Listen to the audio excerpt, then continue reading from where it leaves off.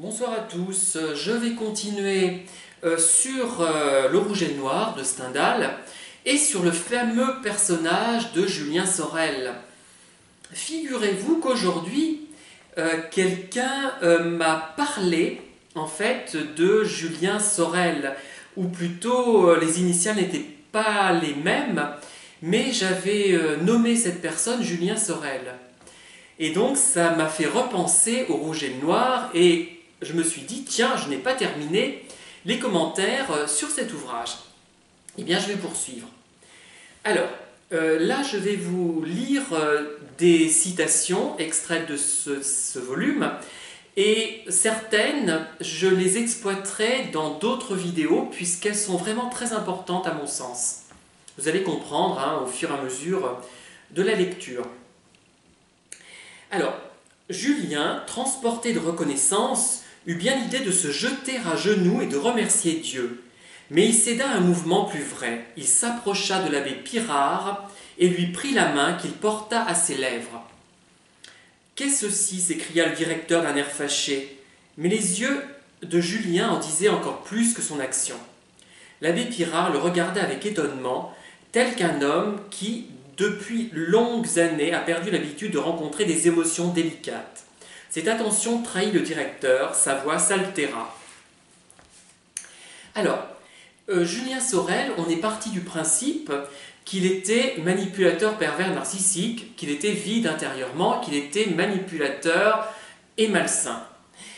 Alors, voyez, là on le décrit d'une façon finalement très positive, où il exprime une émotion vraie. Quelque chose de délicat, comme c'est indiqué dans ce texte. Alors moi, ça me fait penser à quelque chose. Quand j'ai lu ça, je me suis dit, mais il y a quelque chose d'intéressant à creuser.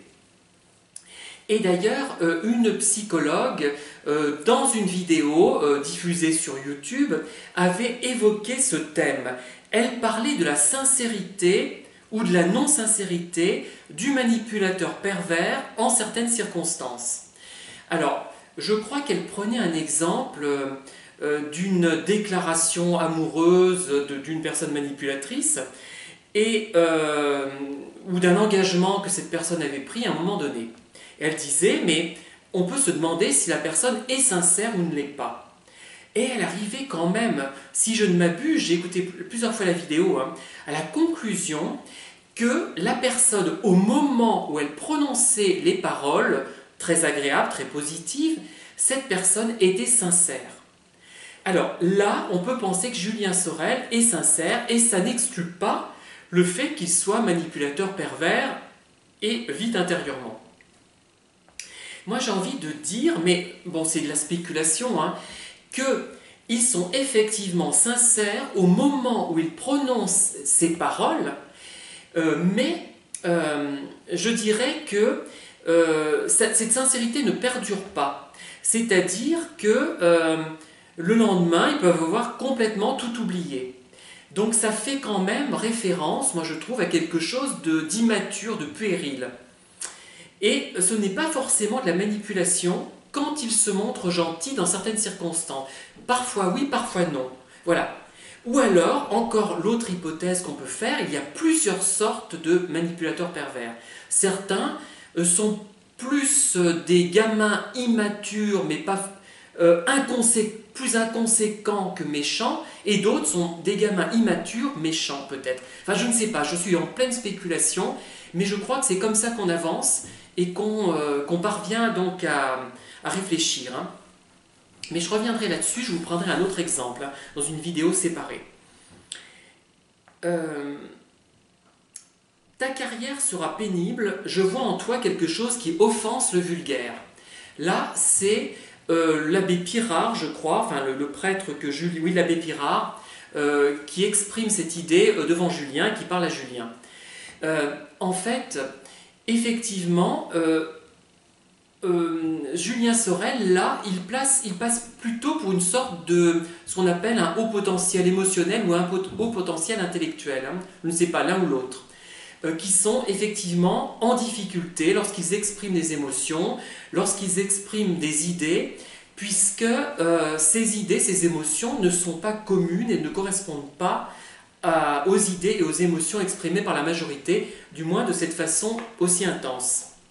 Donc, on peut faire l'hypothèse là que l'abbé Pirard voit une sorte de surdoué, soit émotionnellement, soit intellectuellement.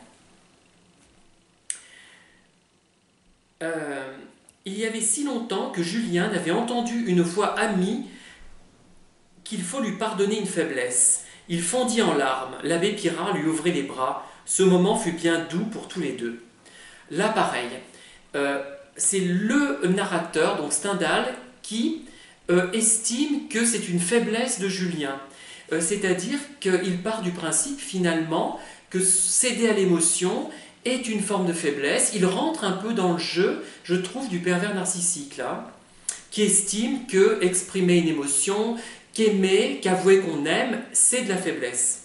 Et là, on a encore un Julien sincère, qui, ça pourrait correspondre quand même au profil des manipulateurs, qui, à un moment donné, quand même, moi j'en suis quand même persuadé, sont sincères, mais cette sincérité ne dure pas. Enfin, comment dire, elle est vite oubliée, c'est quelque chose de très superficiel. Mais encore une fois de plus, c'est de la spéculation. Hein. Je continue, j'avance un peu dans le volume.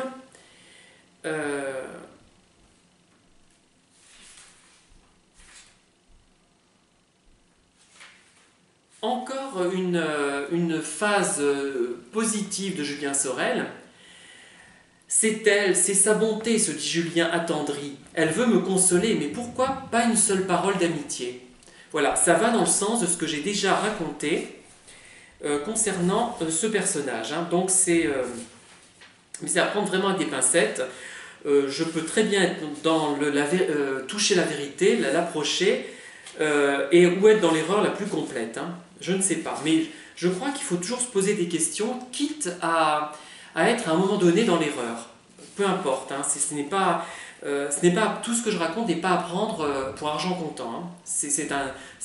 Surtout ce que je raconte ce soir. Les autres, oui, globalement aussi quand même. Là...